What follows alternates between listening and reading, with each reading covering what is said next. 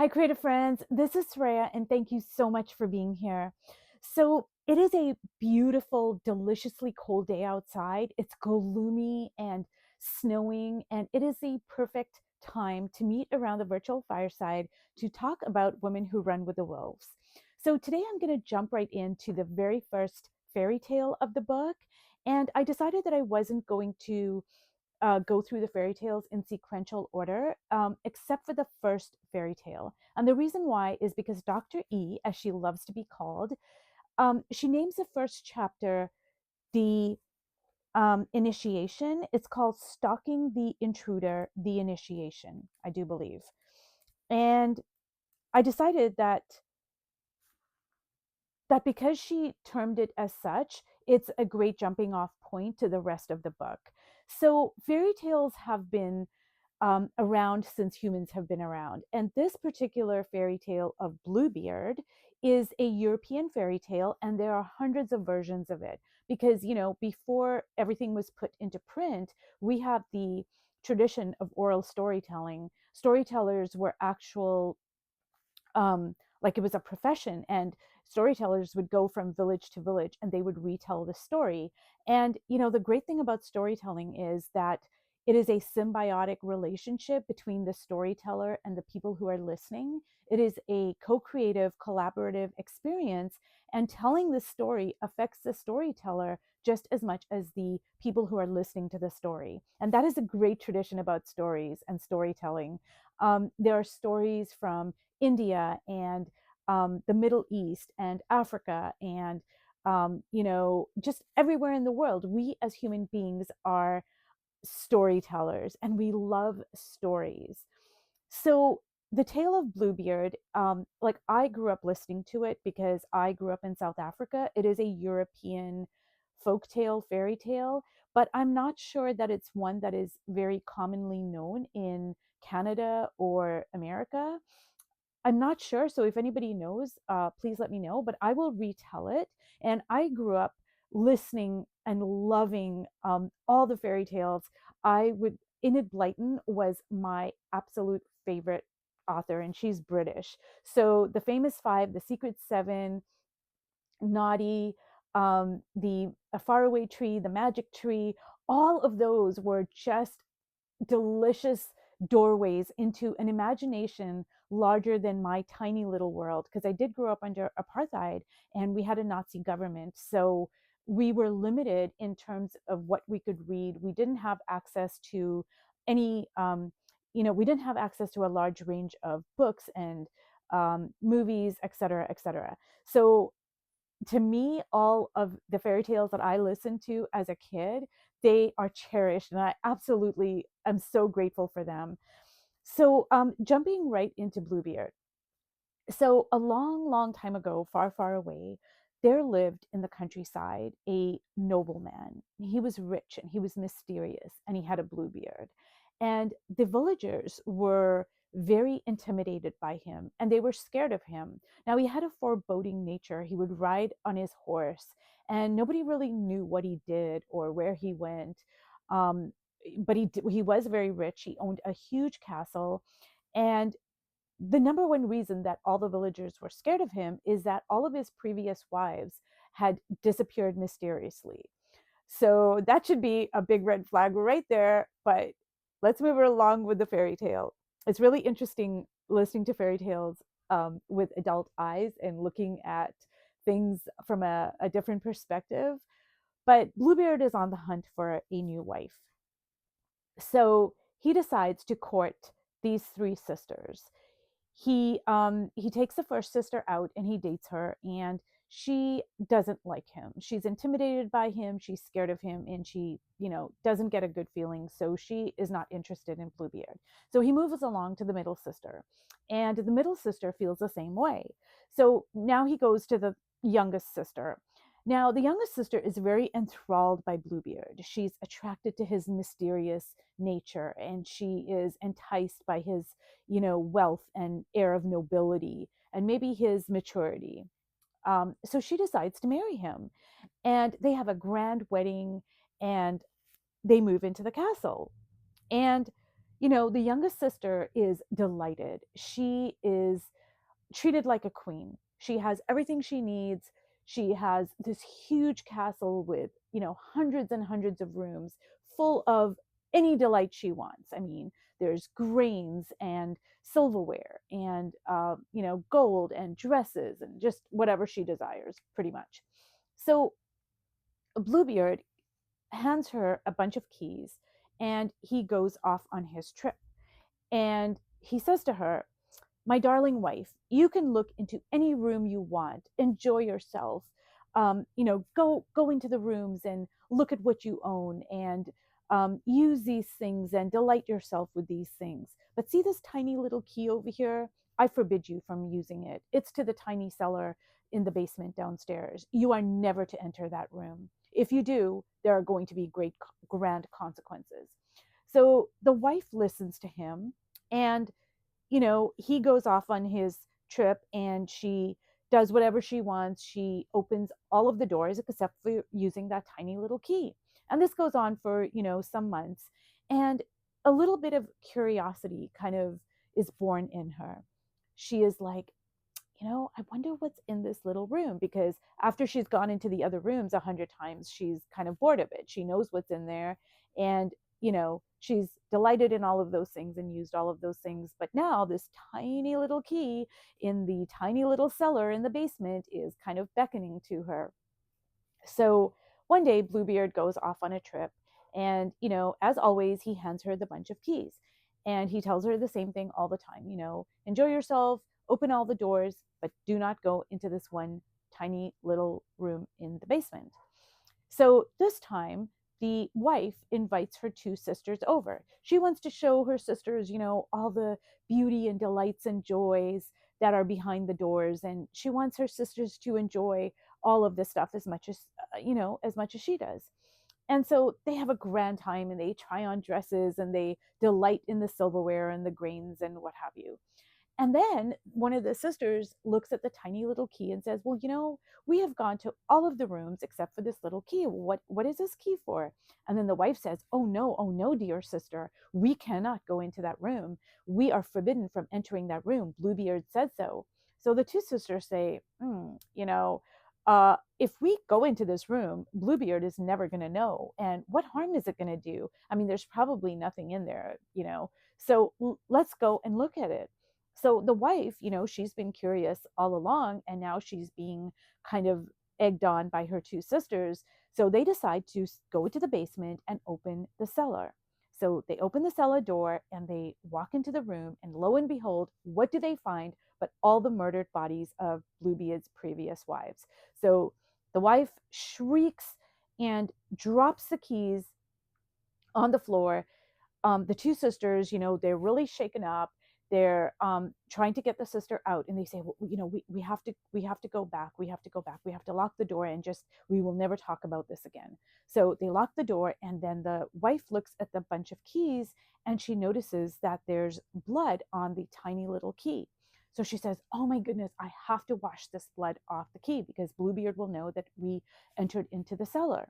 So she goes to wash the blood off the little key, and she scrubs and scrubs and scrubs. And the more that she scrubs, the more the key starts bleeding. The key is just bleeding copious amounts of blood. So after an hour or so, the wife realizes that she is never going to get the blood off the keys. So she tells her older sister, sister, run home and get our brothers. Tell them it's an emergency and they have to come and protect us. So the older sister runs off. The middle sister goes to the balcony to stand guard to see when Bluebeard is going to come home. So the wife takes the key and she opens her cupboard and she shoves the key into the cupboard. And the sister who's standing lookout on the balcony now calls out to the youngest sister and says, sister, Bluebeard's on his way. I see his horse. It's coming home. So the wife, she comes up with a story and she's hysterical and beside herself and she doesn't know what to say. And so she decides to cook up a story. So Bluebeard comes home and as always, he asks his wife how she's doing. And then he says to her, can I have my bunch of keys? So the wife hands him the bunch of keys, and Bluebeard looks at it and he notices that the little key is missing. So he says, wife, where is the little key? And she says, I went out riding on the horse yesterday and I probably lost the little key. So Bluebeard glances over at the cupboard, and the cupboard has been bleeding now. So there's blood just pouring out of the cupboard. So Bluebeard opens a cupboard, flings it open, and he sees a key. Now there's blood all over her wedding dress, and it's just leaking all over the place. And he is furious. He says, wife, I told you, I forbid you from never entering into that room. Now you shall join those other women who didn't listen to me as well. And the wife, realizing that she really doesn't have many options, she begs for her life, and Bluebeard denies it. And then the wife says, can you please give me 10 minutes to pray? I just want to beg for forgiveness because I have disobeyed you. So Bluebeard huffs and he puffs and he, okay, fine. You will be allowed your 10 minutes to pray to your maker. And he goes outside the door, and the sister runs outside and she says to the sister who's on the lookout, sister, do you see our brothers coming? And the sister says, yes, I see our brothers coming. Just hold off Bluebeard, hold him off as much as you can. So the wife goes back in, and she is, begging for a few minutes. Anyways, the brothers storm into the castle. They kill Bluebeard, chop his body into pieces, and throw them to the birds. And then, and I'm laughing because this is like a very violent fairy tale, but um, anyways, so then many months later, years later, the wife, she inherits all of Bluebeard's money. So she meets another really nice man and they get married and she lives happily ever after. So that is the story of Bluebeard. Now, there are different versions of this story because, like I said, um, it comes from from the oral storytelling tradition, which means that before it was put down in print, from person to person, things would change a little bit, and new versions would come up. And that's why even today you will maybe see like, oh, this is the Russian version of Bluebeard, and this is the Italian version of Bluebeard, and all the fairy tales are like that. And it's similar in every part of the world, like even with the Arabian Nights fairy tales, like even though there are those tales, there are different versions of it. So that's quite common. But this is a version that I know, and this is a version that I was told when I was a kid. So basically, what does this have to do with Jungian psychology, the subconscious mind, the shadow self, healing ourselves, etc., etc.? Well, remember that Jung talked about the collective unconscious. So in these fairy tales, we can get so much wisdom and a wealth of knowledge. We can get um, the understanding of ourselves. And remember now, every part of the story has symbolic aspects to it. So let's just take it apart a little bit. So what does Bluebeard represent? Bluebeard represents the predator. Now, because we're talking about Jungian psychology, we're talking about ourselves and our psyche. So we have a predator within ourselves. And Dr. Clarissa Pinkola Estes, Dr. E, she says, when she writes this book, she very clearly states that she is writing it for the female psyche living under patriarchal systems and cultures and societies. She makes no bones about that. And actually, there's a lot of, um, especially recently, a lot of feminist and female writers, poets, artists, etc., have now criticized Jung for his interpretations of the shadow and the anima, the animus, and just all the archetypes, because I mean, he was operating under a patriarchal system and society. So how could he not be influenced? So, you know, when Dr. Estes talks about all of the fairy tales, she is speaking from the perspective of the feminine ecology, the feminine psychology, the feminine shadow, the archetypes under a very patriarchal system. So when she talks about the predator, she talks about first the predator within ourselves and then the predator that is external to ourselves. So, anyways, I will get back to that. But let's just go into the Bluebeard story. So Bluebeard represents the predator. Now, what does the cellar and the bodies within the cellar, what does that represent? That represents our shadow selves, our unconscious, the things that we don't want to look at. What does the key represent? The key represents knowledge and mysteries. So the key, the knowledge, is we put it into the shadow self, we turn it, we open it, and now we can turn the light on consciousness and we can look at the unconscious. Um, Now, in this book, Women Who Run with the Wolves, Dr. E makes a differentiation between what she calls arterial bleeding and menstrual bleeding.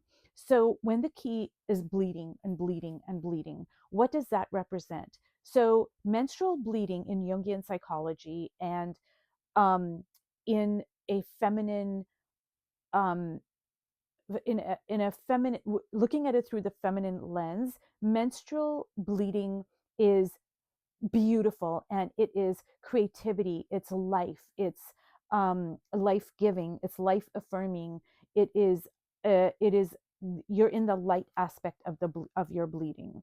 And arterial bleeding is a different kind of a bleeding. Arterial bleeding is what happens when we have to cut off parts of ourselves. We're not in alignment with ourselves, we're not attuning to ourselves, we don't know who we are. We're like disjointed. Our beliefs are here. This is over here. That's over here. Everything's scattered. And what happens over time is we are going to bleed in a symbolic sense.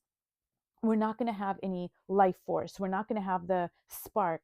We are going to lose our joy, our happiness. We may not be able to do our life's work.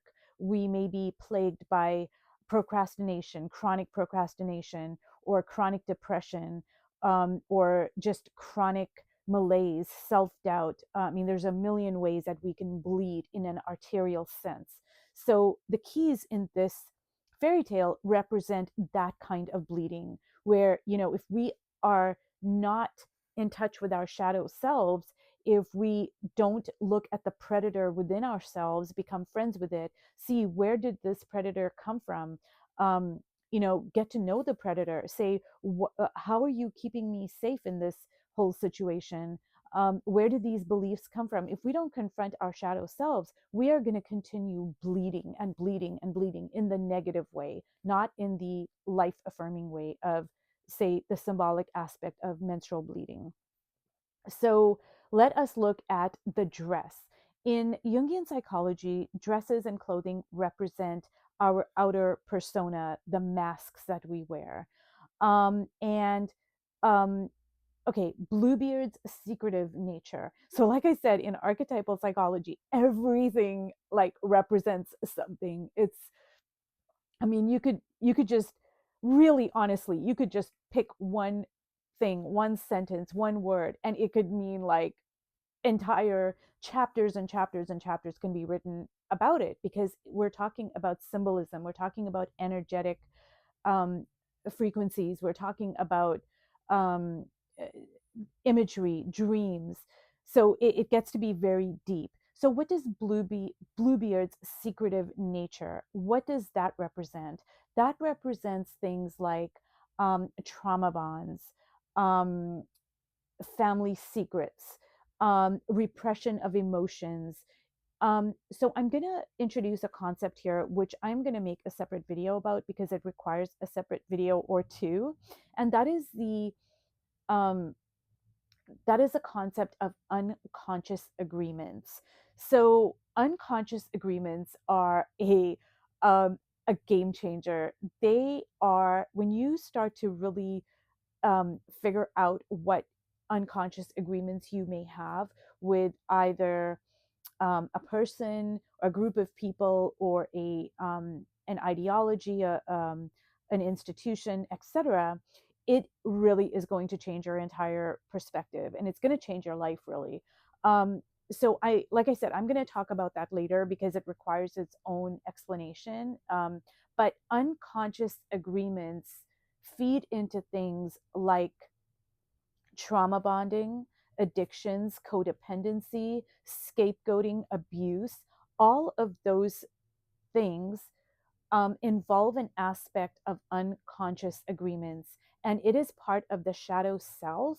And it is so powerful to be able to look at what our unconscious agreements are. Um, so that's what Bluebeard's secretive nature represents in this story. Now, let us talk about the curiosity of the wife. Like, she has this little tiny spark of curiosity, and then it grows, and then it grows, and then she acts upon it. And that, in archetypal terms, means that it is our quest for the truth. It is um, it is the desire that we have for self actualization. Now, when we hear the call, we can choose to answer it, or we can choose to not answer it. And sometimes that choice is an unconscious choice, but it is a choice nonetheless. So we have to remember that, with everything in life, we have a choice. We don't have a choice about our external circumstances per se, but we do have a choice about what we do with it, how we react to it, what we learn from it. Are we going to grow from it? Are we going to become, bitter, and are we going to become more in our shadow selves, or are we going to look inside of ourselves and, figure out how we can grow from this situation? So, Dr. E talks about the predator in the sense of the internal predator and then the external predator. And I'm just going to explain it the way I understand it. So just say that I have an internal predator, and that can take the form of, say, an inner critic, an inner abuser. It depends on, how we grew up, because the people who raised us, they were the ones who installed these belief systems in us, the programming. And I might have an internal predator. If I am unaware of that predator, if I am unconscious of that internal Bluebeard predator figure, then I am, when I meet an external predator, and that external predator could be a partner, it could be a friendship, it could be a work situation, it could be a family situation, it could be a million and one different things. But when I don't address my internal predator, when I now go out into the world and I meet an external predator, I am going to have emotional resonance with that external predator, person, thing, idea, ideology, whatever it is. And now I am going to invite that predator into my space. I'm going to give that predator um, power over me, control over me. I'm going to perhaps have unconscious agreements with this predator, all because I have not looked at that internal predator within myself, that subconscious part of myself that maybe always, puts myself down. Who do you think you are? Why do you think that you have the ability to talk about this? Why do you think that, you can go and get your PhD? Why do you think, whatever it is? Okay, there's a million different ways that we can turn that internal predator voice into ourselves, and then it can actually transpire into actions. We can get really depressed, we can start bleeding all over the place, we can procrastinate endlessly. So just say, I say, oh, I want to go back to school, I want to do this, I want to do that, I want to apply for this new job, but I don't do it, I don't put it into action. And that's all the ways that the internal predator can really control ourselves. And if we don't even know that we have that within ourselves because we haven't looked at that shadow aspect of ourselves, then we are going to now invite external experiences into our life and into our world, because there is resonance. So if you have the internal predator, and it's the same with, it's not only the predator, it's, you could do this with the victim. And I will talk about this in another video because it requires um, a lengthy explanation. So anyways, I will try to wrap this up here. I hope that by me talking about Bluebeard and using and talking about it in terms of Jungian psychology, you can see how these are all aspects of ourselves. And I'm going to read an excerpt here from Dr. Estes, and it is brilliant, like everything she writes. And she says, Wild Woman teaches women when not to act nice about protecting their soulful lives. The wildish nature knows that being sweet in these instances only make the predator smile. When the soulful life is being threatened, it is not only acceptable to draw the line and mean it, it is required. When a woman does this, her life cannot be interfered with for long, for she knows immediately what is wrong and can push the predator back where it belongs. She is no longer naive. She is no longer a mark or a target. And this is the medicine that causes the key to finally cease its bleeding. So when we are able to face the predator within ourselves, we are able to face the predator that is external to us, which means that we can set boundaries, we can stand in our truth, we can speak our truth, we can grow up those parts of ourselves that are wounded. Because when we are unhealed, we are so easy to control, to manipulate, to wound, to to people can use those wounds against us because we're unaware of them. And but when you reach a state of, you know what, I'm in control of my wounds, I'm the only one who can heal them, now we are not so easily triggered by the external world. We become more curious about our triggers because now when we're triggered, we can say, this trigger is actually giving me a lot of information about my unhealed wounds. And then you can, silently thank the person who triggered you, because you're like, wow, you just showed me something that I need to heal within myself.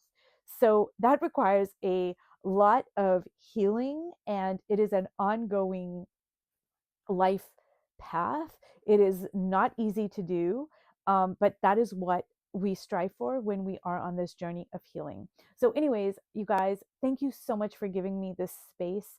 I so appreciate it. I have shown up as I am. I hope you have shown up as you are. And I hope together we can create a safe, loving, learning community. And I will see you in my next video. Bye.